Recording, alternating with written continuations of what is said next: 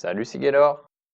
Aujourd'hui, pour faire suite au podcast sur les efforts d'endurance, je vais te parler des efforts explosifs ou des efforts courts et intenses. Tu sais peut-être ce que moi je privilégie comme effort. Si tu as déjà lu le livre Le sport pour se construire, je vais donc te donner tout d'abord les avantages qu'il y a à faire, à opter pour les efforts courts et intenses. Alors, j'en avais déjà parlé dans la vidéo, sur les efforts d'endurance. Il y a un des fléaux aujourd'hui qui est de dire, souvent qu'on n'a pas le temps, tu vois? On n'a pas le temps, on court par-ci, on court par-là, enfin, tu vois? C'est une des pensées, un des facteurs limitants qui fait que toi, par exemple, si tu as envie de te mettre au sport, tu t'y mets pas. Si c'est pas toi, c'est peut-être le cas dans ta famille, par exemple, tu vois? On connaît tous quelqu'un qui dit, ne pas avoir le temps alors qu'elle préfère se mettre devant la télé, une fois qu'elle rentre du boulot, quoi, tu vois? Donc, le premier avantage des efforts courts et intenses, c'est que c'est économe en temps. Je sais pas si tu connais la méthode Tabata? La méthode Tabata, c'est une méthode qui te prend 4 minutes par entraînement. Alors 4 minutes, je sais pas si tu visualises, c'est le temps de mettre, tu te mets, le dernier Julien Doré dans les oreilles et puis, voilà, ta séance elle est faite quoi, tu vois? Donc, s'il y a, tu vas pas te tuer à la tâche quoi. C'est économe en temps, donc la méthode Tabata par exemple. Et puis j'avais parlé aussi de ma méthode d'entraînement personnel que j'utilise dans un article sur, mon blog Mense Corpore. Et il y a des recherches qui ont été publiées dans le Journal of Physiology qui ont montré que ce type d'effort est bon pour le cœur. Alors, pourquoi ce serait bon pour le cœur? Déjà, c'est parce que comme c'est un effort court, c'est un effort où tu vas t'investir à 100. Là où dans un effort d'endurance, tu seras à peu près, 50-60 de tes capacités, maximales. Dans un effort de ce type-là, de type Tabata, tu vas pour que l'effort soit productif, qu'il amène des résultats, tu vas devoir te donner à 100, tu vois? Que tu ailles, que tu sortes de ta zone de confort, quoi, tu vois? Chose que, pas mal de personnes oublient de faire, aujourd'hui, quoi. Donc c'est bon pour le cœur parce que ton corps va d'un seul coup, hem, être dans un effort brutal, ce qui va, en fait, permettre à ton cœur de se renforcer grâce à ça.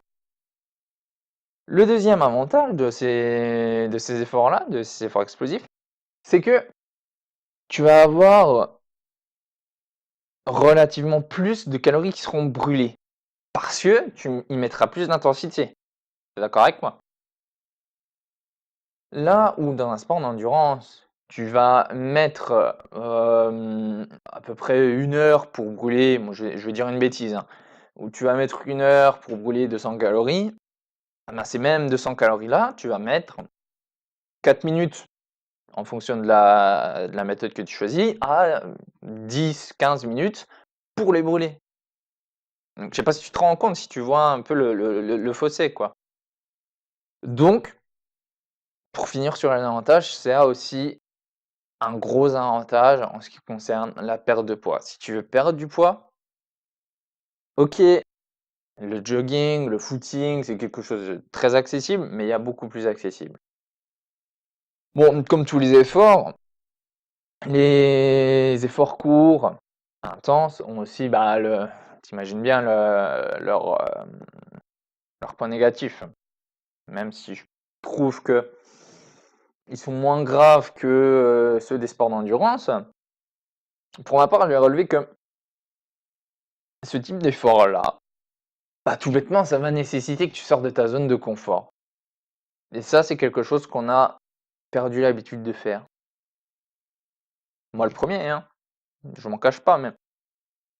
C'est quelque chose qu'on a perdu l'habitude de faire parce que aujourd'hui, c'est comme si tout était accessible, tu vois. Donc on a perdu l'habitude de sortir de notre zone de confort. Donc ça, c'est un point négatif par rapport à ce type d'effort-là. L'autre chose, c'est que c'est une habitude à prendre. Tu vois, c'est une habitude à prendre. Donc, c'est comme dans les sports d'endurance, hein, tu me diras, tu auras toujours cette habitude à prendre, mais tu verras qu'au fur et à mesure, bah, ce type d'effort sera beaucoup mieux si tu désires perdre du poids ou si tu désires avoir une croissance musculaire. Alors pourquoi je te parle de croissance musculaire? Parce que sur un type d'effort explosif, court et intense, tu vas travailler de façon anaérobique. L'anaérobie, c'est un type d'effort qui ne nécessite pas d'oxygène, contrairement à un effort aérobique. Donc, pour te résumer rapidement, c'est un peu comme si ce type d'effort-là, c'est un peu comme si je te disais, bah, gagner plus en travaillant moins, tu vois? Ça, le souci, c'est que beaucoup de gens n'y croient pas. Beaucoup de gens n'y croient pas. Il suffit juste de travailler plus intelligemment pour avoir des résultats plus visibles. Mais, à côté de ça, je pense pas que tu sois obligé de choisir entre effort, explosif et effort d'endurance. Il y a des études qui ont été menées, et je te mettrai les sources en description. Des études ont été menées pour dire que la meilleure option, ce serait de mélanger les 2, tu vois? D'aussi bien faire des efforts explosifs, des efforts courts et des efforts d'endurance. Concrètement, ça donnerait quoi? Par exemple, tu fais, hem, tu fais de l'intervalle, de l'intervalle training, j'en reparlerai, probablement. Tu fais ce type d'entraînement-là et pendant tes temps de repos, tu vas faire, bah, du repos, tu vas faire ce qu'on appelle du repos actif. Ça pourrait être par exemple, trottiner sur place ou faire des allers-retours, enfin tu vois? Ça peut être ça par exemple, mêler les 2. Si tu as aimé cette série de 2 vidéos, je te laisse me le montrer et puis sur ce, je te dis ciao!